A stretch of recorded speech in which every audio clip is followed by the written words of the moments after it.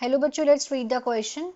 Mail hypogonadism results in, question में बोला गया है जो मेल हाइपोगोनाडिज्म अगर हो जाता है तो उससे क्या क्या होता है। फोर ऑप्शंस दिए हैं। First is deficiency of androgens, second is hypofunction of Sertoli cell, third is hypofunction of Leydig cells, fourth is all of these. पहले हम देखेंगे क्वेश्चन का key concept. Key concept of this question is, यहाँ पे क्या पूछा गया है, male gonadism. So this would be the key concept of this question. Male hypogonadism. Hypogonadism. तो सबसे पहले हम इस मतलब को इस टर्म को समझते हैं कि मेल हाइपोगोनाडिज्म मतलब होता क्या है। तो ये एक ऐसी कंडीशन है जहां पे जो बॉडी है वो प्रोड्यूस नहीं करती है पर्याप्त हार्मोन्स को। This is the condition where body, जब जो बॉडी है वो प्रोड्यूस नहीं करती है, बॉडी डज नॉट प्रोड्यूस, मतलब पर्याप्त प्रोड्यूस नहीं करती है, डज नॉट प्रोड्यूस इनफ,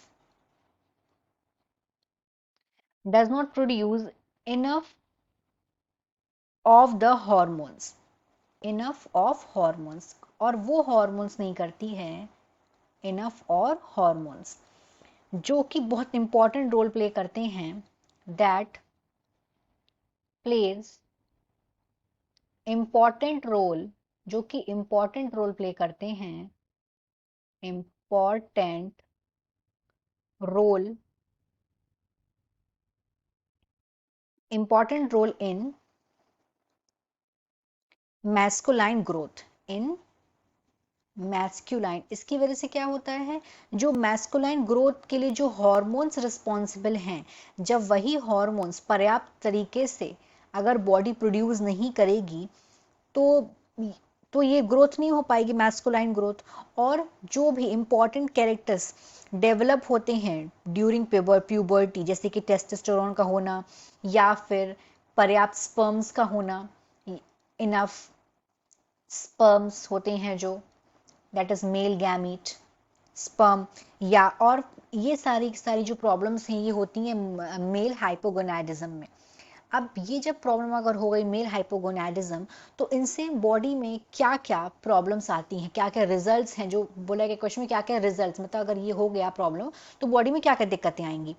तो एक तो इरेक्टाइल डिस्फंक्शन, क्योंकि अगर पर्याप्त हॉर्मोन्स बॉडी को नहीं मिलेंगे तो इरेक्शन प्रॉब्लम होगी। Erectile dysfunction, erectile dysfunction, dysfunction, और इनफर्टिलिटी, इनफर्टिलिटी होगी। जैसे कि हमने क्वेश्चन में क्या देखा कि इनफ स्पर्म, जो स्पर्म को प्रोड्यूस करने के लिए जो हॉर्मोन्स है अगर बॉडी में वही पर्याप्त नहीं आएंगे तो इनफर्टिलिटी होगी, क्योंकि जो स्पर्म है वो क्या है, ये मेल गैमीट्स है।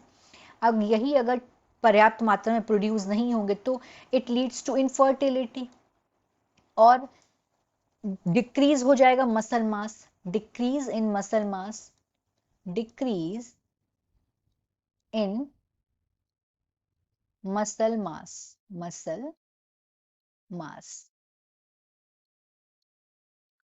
और जो भी जो डिक्रीज हो जाएंगे हेयर की ग्रोथ जो बॉडी पे होती है, muscle mass and hair growth, जो हेयर की ग्रोथ होती है बॉडी में, हेयर ग्रोथ, और कम फंक्शन करने लगेंगी Sertoli cell, Leydig cells, hypo function, hypo function, hypo function मतलब यहाँ पे पूरी तरीके से काम नहीं होगा, हाइपो फंक्शन हो जाएगा लैडिक सेल का। लैडिक सेल का काम क्या होता है, लैडिक सेल प्राइमरी सोर्स है किसका, एंड्रोजन का। लैडिक सेल प्राइमरी सोर्स होता है एंड्रोजन का। और सर्टोली सेल, सर्टोली सेल्स क्या करती हैं, ये स्पर्म को नरिश करने का काम करती हैं, तो ये हाइपर फंक्शन करने लगेंगी। अब हम अपने ऑप्शंस देखें, डेफिशिएंसी ऑफ एंड्रोजन, अब यहाँ पे hypo function of Leydig cell. अब लेडिक सेल का काम क्या है, ये प्राइमरी सोर्स है एंड्रोजन और टेस्टोस्टेरोन के लिए, तो इनमें डेफिशिएंसी आएगी अगर अगर लेडिक सेल का फंक्शन कम होगा, कि लेडिक सेल का फंक्शन क्या है बेसिकली, एंड्रोजन और टेस्टोस्टेरोन को प्रोड्यूस करना। और hypo function of Sertoli cell, Sertoli cell का काम क्या होता है, स्पर्म्स को नरिश करती हैं ये, तो ये इसलिए हमारा आंसर यहाँ पे हो जाएगा 4, क्योंकि सारी की सारी दिक्कतें आएंगी. So in this question the final answer is 4th, all of these. Hope you understood it well. Best of luck.